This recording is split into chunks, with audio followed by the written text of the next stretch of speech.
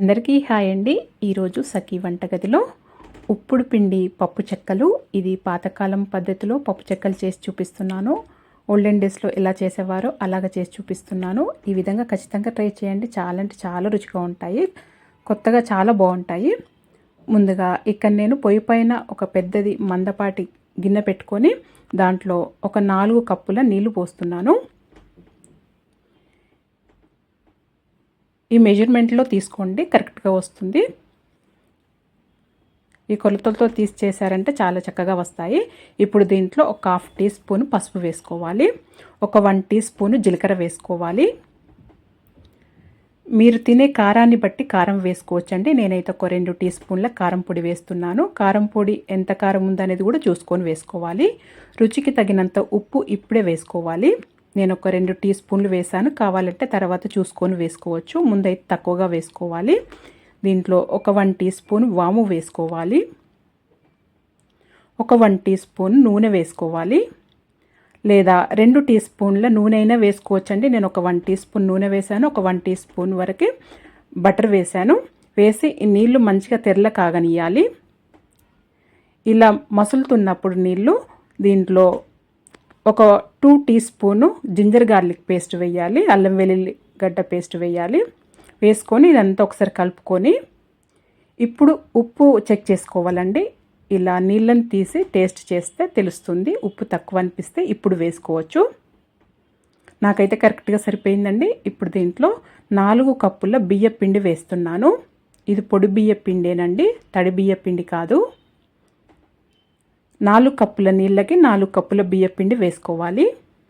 వేసుకొని ఈ బియ్య పిండిని కలపొద్దండి, కలపకుండా పైన మూత పెట్టేసి తక్కువ లో ఫ్లేమ్లో పెట్టి ఒక 5 నిమిషాల పాటు అలాగే వదిలేయాలి.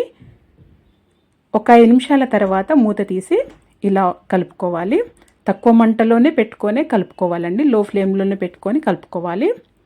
ఇది మొత్తం ఇలా కలుపుకునే వరకు లో ఫ్లేమ్లోనే ఉంచుకోవాలి. తర్వాత స్టవ్ ఆఫ్ చేసి ఇలా మూత పెట్టేసి ఒక 5-10 నిమిషాలు అలాగే వదిలేయాలి. ఇలా వదిలేసిన తర్వాత ఒక 10 నిమిషాల తర్వాత ఒక పెద్ద బేసన్లో ఈ పిండిని వేస్తున్నాను. ఈ పిండి ఇంకా కూడా వేడిగా ఉందండి, కొద్దిగా వెడల్పుగానే ఇలా కొద్దిగా ఇంకా చల్లారనిస్తున్నాను.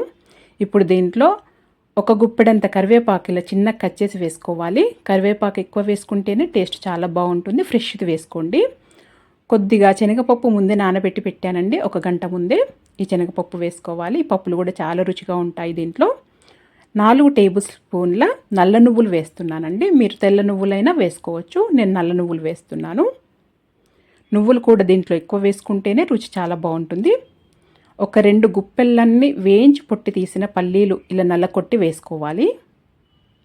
పల్లీలు కూడా ఈ పప్పులు ఎక్కువ వేసుకుంటేనే పప్పు చెక్కలు చాలా రుచిగా ఉంటాయి, పంటికి తగులుతూ. ఇవి ఇలా వేసుకున్న తర్వాత ఇలా చేయితో అయినా కలుపుకోవచ్చండి. ఇంకా కొద్దిగా వేడిగా ఉంది కాబట్టి మీరు ఇలా గ్లాస్తో కానీ లేదా తపాలతో కానీ చెంబుతో కానీ అలా ఇలా మెదుపుకోవాలి.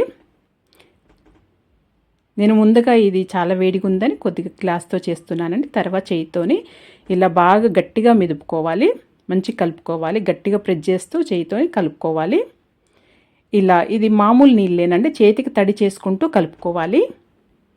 మనము రెట్టకి పిండి ఎలా కలుపుకుంటామో అలా కలుపుకోవాలి. ఇలా మంచిగా ముద్దలాగా కలుపుకున్న తర్వాత ఇది లూజ్గా ఉండొద్దు, మరీ గట్టిగా ఉండొద్దండి, పిండి మీడియంగా ఉండాలి. ఇలా కలుపుకున్న తర్వాత ఇలా చిన్న చిన్న ఉండలుగా ఒక వాయికి సరిపోయాయని చిన్న చిన్న ఉండలుగా తీసి పెట్టుకోవాలి. మిగతా పిండికి క్లాత్ కానీ కవర్ చేసి పెట్టాలి, ఆరనీయకుండా చూసుకోవాలి మొత్తం పిండి అయిపోయే వరకు. ఇప్పుడు పూరీ ప్రెస్లో చూపిస్తున్నానండి. ఒక ఆయిల్ కవర్ ఇలా పెట్టుకొని పూరీ ప్రెస్లో ఒత్తేసుకుంటే చక్కగా వచ్చేస్తాయి. లేదా ఈ కవర్ పైన డైరెక్ట్ అయినా ఒత్తేయచ్చండి, చక్కగా వస్తాయి. అలాగైనా కానీ ఇలా అయితే గబగబా అయిపోతుంది, ఒక్కరే చేసేసుకోవచ్చు.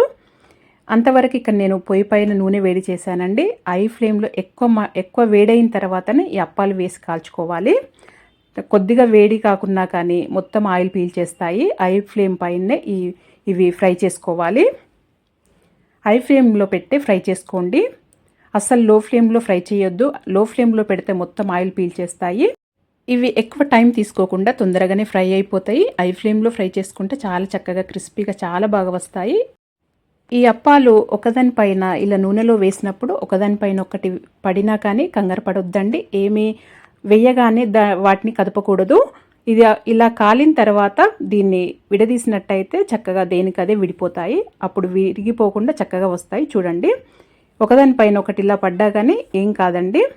కొద్దిగా కాలితే అవే విడిపోతాయి. అప్పుడు ఇలా వేరు చేసుకొని చక్కగా 2 వైపులా తిప్పుతూ కాల్చుకోవాలి. పిండి అంతా అయిపోయే వరకు కూడా ఇలాగే ఆయిల్ వైజ్గా ఫ్రై చేసుకొని తీసి చల్లారిన తర్వాత స్టోర్ చేసి పెట్టుకోవాలండి. వేడి ఎప్పుడు స్టోర్ చేయకూడదు. మరి మీరు కూడా ఒకసారి ఈ విధంగా ట్రై చేసి మీకు ఎలా వచ్చిందో నాకు తెలియచేయండి. మీకు కనుక వీడియో నచ్చినట్టయితే లైక్ చేయండి, షేర్ చేయండి, సబ్స్క్రైబ్ చేసుకోండి. Thank you for watching.